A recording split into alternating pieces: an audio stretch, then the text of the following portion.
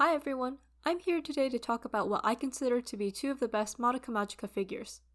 Honestly speaking, there's a lot of really cool figures from this series, but the ones that stick out to me tend to have absurd aftermarket prices, are garage kits, or have yet to be released, or are seemingly never going to be released. I'll touch on them a little later.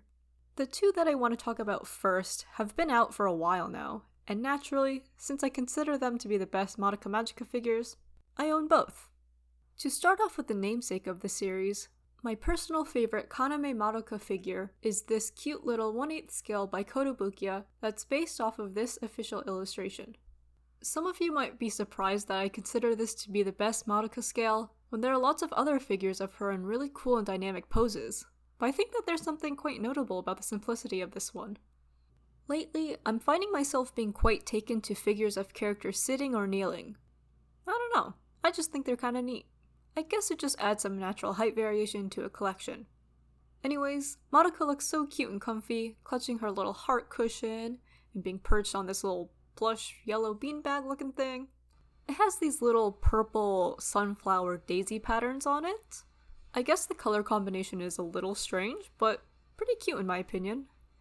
Her face has her typical cheerful Genki Madoka expression that a lot of her other figures also have, but what I think really sells it is her hand. She's doing a sort of quiet coyote or Hayakawa Aki kon hand sign. I don't know, it's kinda cute and playful. There isn't much else to say about this figure other than it's simply adorable and so accurately captures Madoka's personality. As another plus, her box is nice and compact, which was great for shipping and storage. The biggest downside of this figure was trying to find it for a decent price. She originally retailed at 10,000 yen in 2017, but since then her aftermarket has skyrocketed. Mandarake has previously listed her around 25,000 yen, Solaris Japan for 34,000 yen, and as of recording, there are two listings on Mercari Japan, one for 20,000 yen and one for over 40,000 yen, which is ridiculous. I was able to get her open for $160 shipped, which, although it's not too bad in comparison to those other prices, it's still pretty overpriced from her retail. But who knows? Maybe Kotobukiya will re-release her with the new movie coming out. Maybe. So, in my very unbiased opinion, the best girl in Madoka Magica is Akemi Homura. I refuse to hear any suggestion of the contrary. From the first moment she appeared on screen, she was immediately and irrevocably best girl. And so the best figure for best girl is the Aniplex Plus exclusive 1/7 scale timeshift version. Not the Aniplex Devil Homura, or the Aniplex Devil Homura, but the Aniplex time-traveling, gunslinging, hair-flowing, Q-base-slaying, Madoka-saving best girl, Akemi Homura. In contrast with the Kotobukiya Madoka, the timeshift Homura is a lot more dynamic, and it has a lot more movement and points of intrigue. The Kotobukiya Madoka is a cute figure based off a cute illustration, but I feel like the Homura figure is quite literally a perfect snapshot of her role in the story. I'm really impressed by how they managed to incorporate Homura's most notable attributes, like her killing Kyubei, her iconic hair, her weapon of choice, her unwavering determination to save Madoka, and, of course, her time-traveling abilities. The base is really amazing. It's intricate and unique without being excessive and without drawing attention from Homura herself, and I think it just complements the figure really well.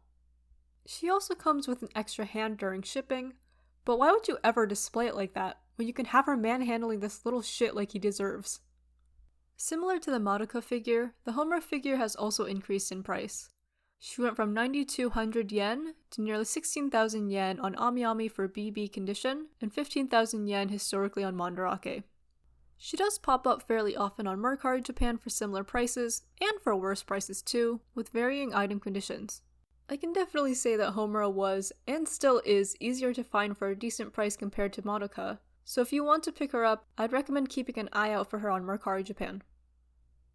Something else that I want to know about these figures is that the Kotobukiya Madoka is a 1/8 scale, whereas the timeshift Homura is a 1/7, but I feel that they're actually quite comparable in size. Madoka might look a little bit smaller, but I feel that's because she sat down. If she were to stand up, then I think she'd be around the same height as Homura. It is still hard to display them together, since they have such different vibes. In fact, I keep them on separate shelves in my little display case. I have Madoka on my pink magical girl shelf, and under that is my cat girl display plus Homura. Maybe it's a little morbid to display Homura with a dead cube in hand with my cat girls, but that's sort of the best place I have for her now.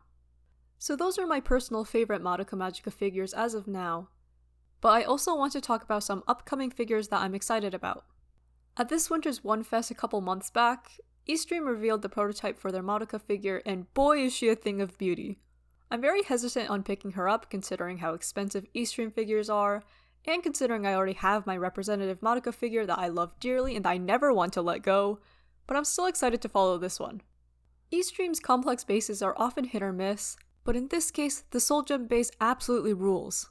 Besides the obvious reference to the Soul Gems that the magical girls use in the series, it frames Madoka really nicely, and Madoka herself looks really cool in this pose. It's kind of similar to the Good Smile Company Ultimate Madoka figure, since they both depict her using her bow and arrow, but the Good Smile one has so many issues that it put me off from ever wanting to pick it up. Hopefully the eStream one won't be so problematic though. I'm looking forward to seeing this one painted, although the main caveat is that if the colors look bad, then this amazing sculpt will mean nothing. Also, there seems to be a matching Homura in the works, so I can't wait to see that one too. And since we're on the topic of figures that are still in the works, whatever happened to the Holy Mami figure? To my understanding, Stronger was still working on it because of some issues with mass producing the cape, but I guess they're not done yet. When will they finally put her up for pre-order? I don't know if I'd actually get her, considering the current figure market. She'll definitely be pricey, and also I haven't even watched Magica record yet, so I don't understand the context of this figure, but that's besides the point. I would still like to know when I can get her, if I so choose to. She's so beautiful, and definitely one of the best Mami scales. Also, rip the Good Smile Company Nagisa scale. I hope they revive her someday. Anyways, that's it. That's the video. Thanks for watching. See you next time!